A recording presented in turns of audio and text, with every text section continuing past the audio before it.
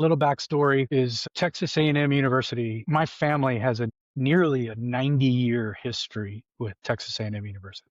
My grandfather, Dr. Olmedo T. Martinez, DVM, graduated in 1937, commissioned as captain, served in the Veterinary Corps in World War II in Burma in the Pacific Theater.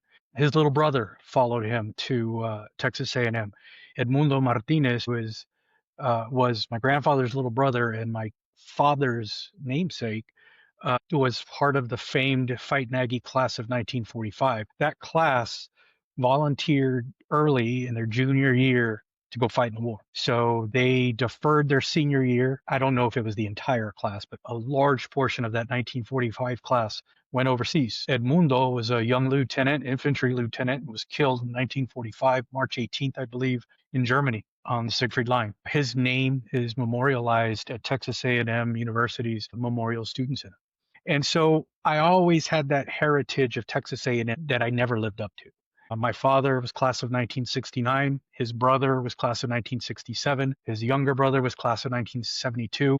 My wife is class of 2005. And so A&M is a huge part of my family. We visit College Station often. And, I think we were there in the spring to catch a baseball game at Olson Field, and I saw a sign for master's degree in supply chain and analytics. And it just planted a seed. It planted a seed, and in conversation with my wife, I said, "Hey," I said, "what if this was something I felt was unfinished in my life?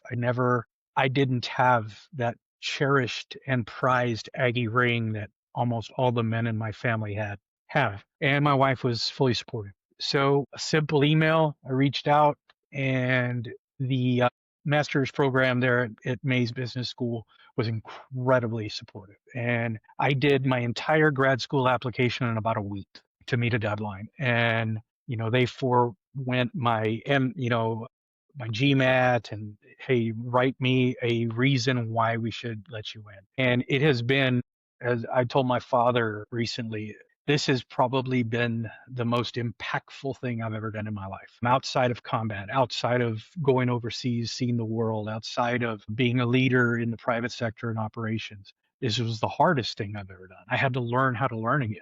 I hadn't been in a classroom in over 25 years. Everything I did in college in 1999 is obsolete. It's Stone Age. We were still saving PowerPoint presentations in little black floppy disks. I had to have a binder of floppies just to upload a single PowerPoint presentation.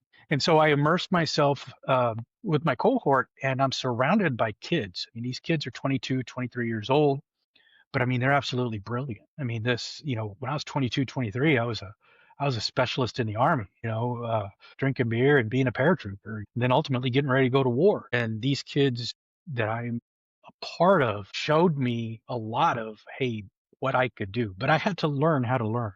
I mean, there's AI, learning machines, just the applications in business. I mean, it's leaps and bounds. So apart from what our professors were teaching us in lecture, I had to learn all the background stuff to get caught up to where these kids are. But it's been an incredible journey. I've been doing it. This is my second year. They granted me to do a part-time master's program. So I drive to College Station twice a week.